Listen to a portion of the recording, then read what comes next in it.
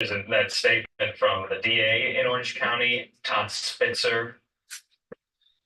And so this is an interesting vantage point as well. Chelsea Edwards is photographer, giving us a kind of lay of the land of what used to be this Gaza encampment there. Still, though, a lot of debris on the ground. It looks like now some of these faculty administrators, facilities administrators will have to clear this out. Look at all of that. Siri, turn on the lights. Chairs, pallets, what have you there. Check the home. And now they're walking back toward the crowd.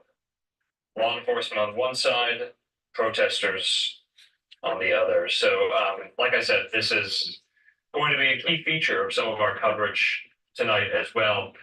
We know there's a lot of interest in this story. We also know there are so many other top headlines left to get to, including news on the economy as well. Inflation eased slightly in April, providing at least a bit of relief for consumers, while still holding above levels that would suggest a cut in interest rates is likely. So remember, we bring you each and every month the Consumer Price Index report. Well, today we got the report from April. It increased 3.4%.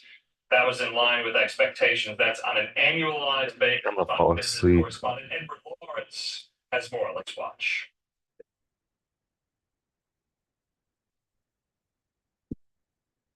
President Biden says fighting inflation remains his top economic priority. The CPI inflation report came in line with expectations. Now, inflation came down slightly across the board. This is 1 month of inflation data, so folks are still feeling the cost of higher prices. Now, according to this latest report, today people are paying about 19% more than the month President Biden came into office. All food is up 21% compared to that same time frame. Food at the grocery store up about the same. Energy costs up about 38% since January of 2021, and rent is up 21% since the month President Biden took office. The response to the Lehman crisis was a $4 trillion fiscal and monetary. The response to COVID and the banking crisis this time around is $16 trillion.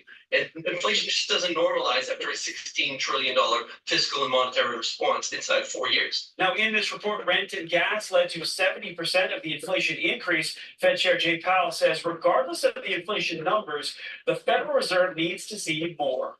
I would say my confidence in that is not as high as it was having seen these readings in the first 3 months of the year. So we're just going to have to see where the inflation data fall out.